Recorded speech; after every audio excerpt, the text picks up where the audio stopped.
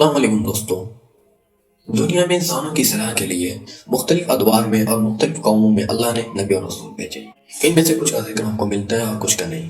وہی ہمیں مقدس کتابوں کے بارے میں ملتا ہے، یعنی 4 مقدس کتابیں، تورات، زبور، انجیل اور آخری کتاب قرآن مجید۔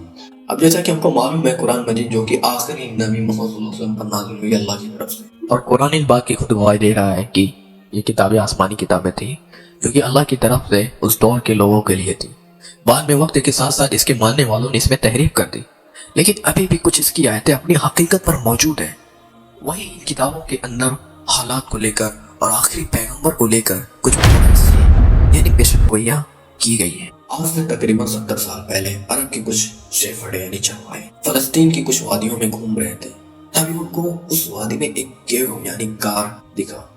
وہ اس غار کے اندر گئے، اس غار کے اندر انہیں 2 جار یعنی 2 مٹی کے گھڑے ملے، تو انہوں نے اس کے اندر دیکھا کہ اس کے اندر پرانے زمانے کے کچھ پیپر یعنی اسکرول موجود تھے، تو انہوں نے اسے معاملے سمجھ کر کچھ پیسوں کی خاطر بیچ دیا۔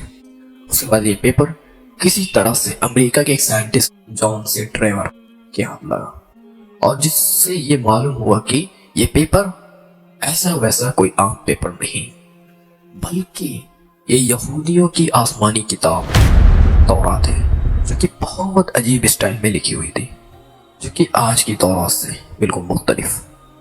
تو سائنٹسٹ جان سی ٹریور نے اس زمانے کی سب سے پرانی تورات جو کہ 1800 سال پرانی تھی اس سے کمپیئر کیا۔ ان دونوں تورات کا اسٹائل، انداز بالکل ایک جیسا۔ تو پھر اس نے جس کاغذ پر یہ تورات لکھی ہوئی تھی، اس سائنٹسٹ نے اس کی کاربن ڈیٹنگ کی کہ یہ زیادہ سے زیادہ کتنے پرانے زمانے کی ہو سکتی ہے۔ تو پتہ چلا کہ یہ ایٹ لیسٹ 2200 سال پرانی تورات ہے، جو فلسطین کے ایک غار میں ایک عام سے عربی شیفرڈ یعنی چرواہے کو ملی تھی۔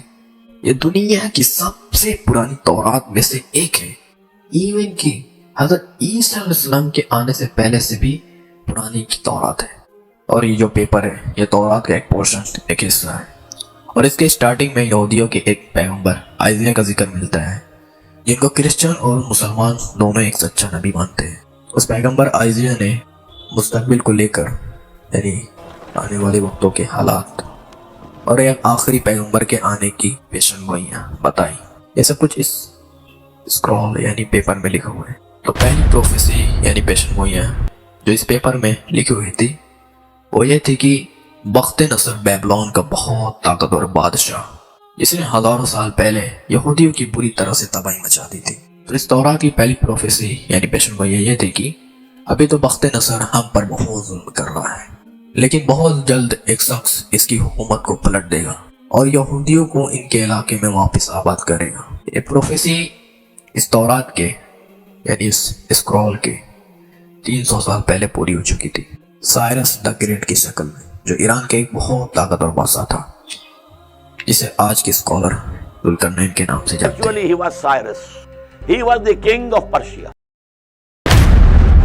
اور اس تورات کی دوسری پروفیسی یعنی پیشن گوئی ایک پیغمبر کے تعلق سے تھی، اس کے بارے میں کہا گیا تھا کہ دیکھو میرا غلام جسے میں قائم رکھوں گا، میں اپنی روح کو اس میں ڈالوں گا اور وہ دنیا میں انصاف قائم کرے گا، اور جب تک وہ زمین میں انصاف قائم نہ کر لے وہ پیچھے نہیں ہٹے گا اور نہ کوئی اسے کچل سکے گا، اور میں بتوں کو اپنی تعریف چھیننے نہیں دوں گا۔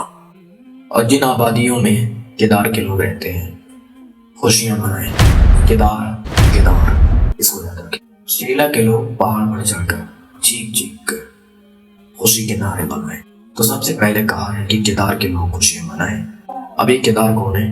تو میں آپ کو بتاتا چلوں کہ کیدار حضرت اسماعیل علیہ السلام کے دوسرے بیٹے کا نام ہے، اور آخری نبی محمد صلی اللہ علیہ وسلم انہی کی نسل سے ہے۔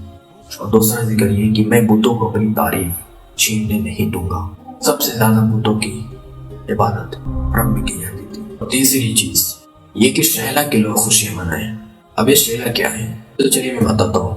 گوگل میپ تو سب کے پاس ہوتا ہے، تو اب آپ گوگل میپ پر سیلا عرب سرچ کریں، اب آپ کو پتہ چل گیا ہوگا کہ سیلا جو ہے مدینہ کا سب سے قریب پہاڑ ہے، جو کہ کلومیٹر پر نہیں بلکہ 500 میٹر کی دوری پر ہے مسجد نبوی سے۔ یہی وہ سیلا پہاڑ ہے جس کے بارے میں تورات میں کہا گیا کہ سیلا کے لوگ پہاڑ پر چڑھ کر اور خوشیوں کے نعرے لگائیں۔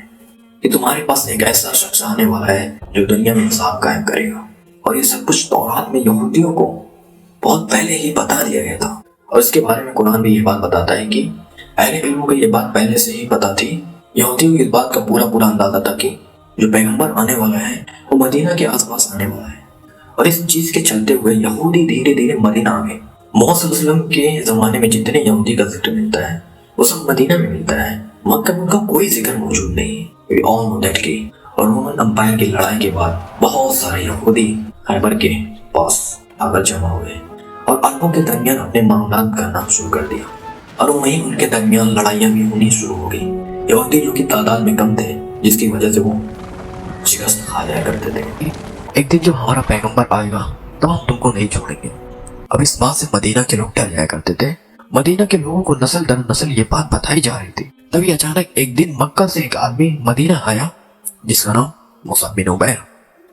انہوں نے مدینہ کے لوگوں کو اسلام کی دعوت دی اور بتایا کہ مکہ میں ایک عربی پیغمبر آیا ہے جس کی بات مکہ میں کوئی نہیں سنا ہے۔ یہ بات سن کر مدینہ والے حیران ہو گئے کہ ایک عربی بولنے والا پیغمبر، ہو سکتا ہے یہ وہی پیغمبر ہے جس سے یہودی ہمیں بار بار ڈرایا کرتے تھے۔ تو مدینہ والوں نے ڈائریکٹ سب سے پہلے اسلام قبول کر لیا۔ تو جب یہودیوں کو پتا چلا کہ ہمارا پیغمبر تو عربیوں میں آیا ہے تو انہوں نے صاف انکار کر دیا۔ اس کے چلتے ہوئے اللہ نے بھی سورہ بقرہ آیت نمبر 41 میں، اور یہ وہی ہے جس کی پیشن گوئی تمہارے پاس موجود ہے، اور تم تو پہلے انکار کرنے والے نہ بنو جبکہ تم اس کا انتظار کر رہے تھے۔